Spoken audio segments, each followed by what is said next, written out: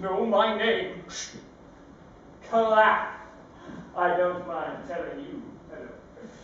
My father is Timur, once the mighty king of Astrakhan. The cruel Sultan of Tashkent drove us out of our own country. Oh, miserable fate. Oh, heavenly gods! I wandered for months and months in the desert with my father. Our foe, the Sultan, sent riders after us. Now at the court of Kaikobad, king of the Carcassines, I served as a gardener. And there his daughter, the Princess Adelma, fell in love with me. I had to flee again, and came unto Berlas. There I kept my poor father by carrying burdens and by begging. But then a happy chance gave me these fine clothes, a horse, and this purse of gold. I set out in quest of adventure. So here I come now to Peking. Whence come you, stranger? Who asks? Dare I believe my eyes? Do I see right? It is he. None else! My prince! My friend and tutor! Prince alive! The rock! Yet alive! You here! And you, my prince? Quiet!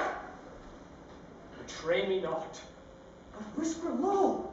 How comes it that in Peking you are found? When your ill-fated army fought and lost before the gates of Astrakhan and fled, close followed by the Sultan of Tashkent, who barbarous over the battlefield careered, I, in my helpless rage and wounded sore, sought refuge in the city.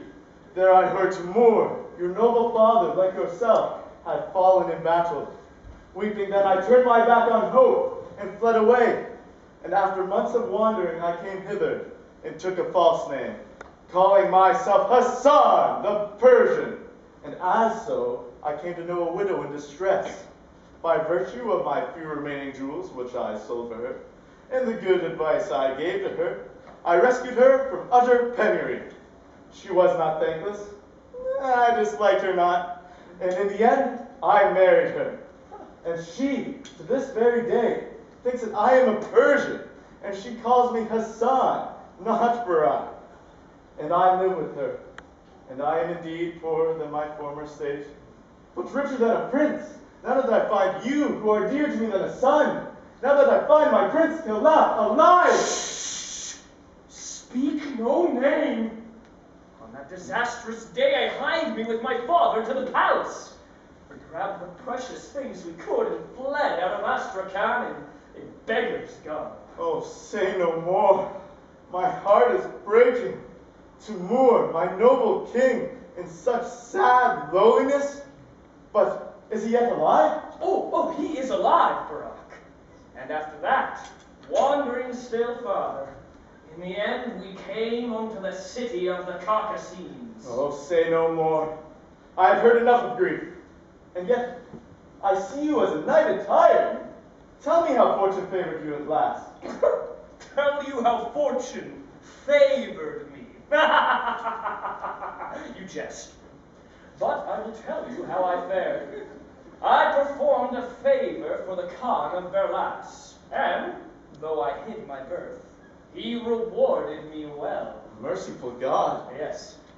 This purse he gave me, a horse he gave me too, and this attire.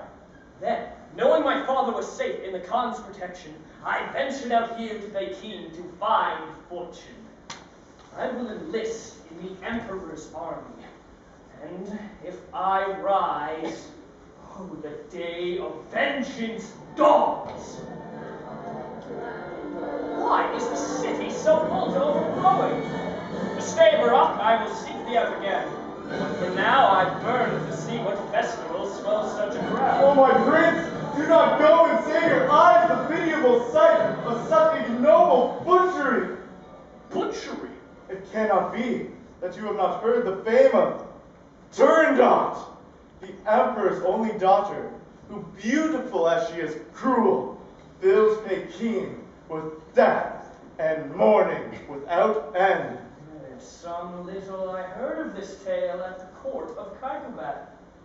Indeed, they told me that Kaikobad's own son mysteriously in Peking met his death, and that was why Kaikobad waged war against Altuli.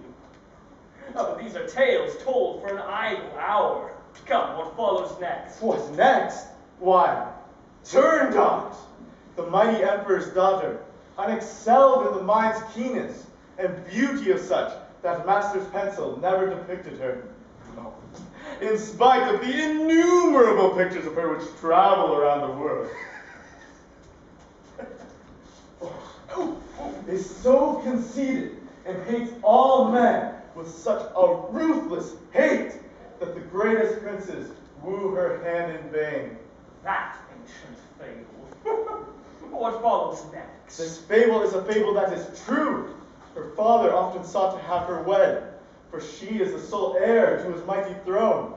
But she said no to every prince that came, and his soft heart could not constrain her, yea, not seldom her refusal led to war, and though his arms were yet victorious, he felt the approach of age, and so one day he spake to her, deliberately resolved, Make up thy mind to take a husband now, or else show me a means to spare my land the throes of war. Age bows my shoulders down, and I have made too many kings my foes by breaking faith with them for love of thee. So once again, I charge thee, promptly wed, or show the means I seek, then live and die, even as it pleases thee. the proud maid then used every artifice to thwart his will, was sick with fury, yea, was nigh to death. And when the emperor would not bate a jot, hark what the wild she-devil then devised. Oh, I know the tale. Yes, she craves an edict. This, that any prince be free to sue for her on this condition, that she shall set before him 3 riddles, and before the entire court, if he can solve them, he shall be her consort and heir to all Cathay. But if he solve them not, then, O tomb, thy most solemn oath is bound to rid the reckless suitor of the head which could not solve his daughter's riddles. Goes not the fable so? You carry on with it, it bores me. Fable?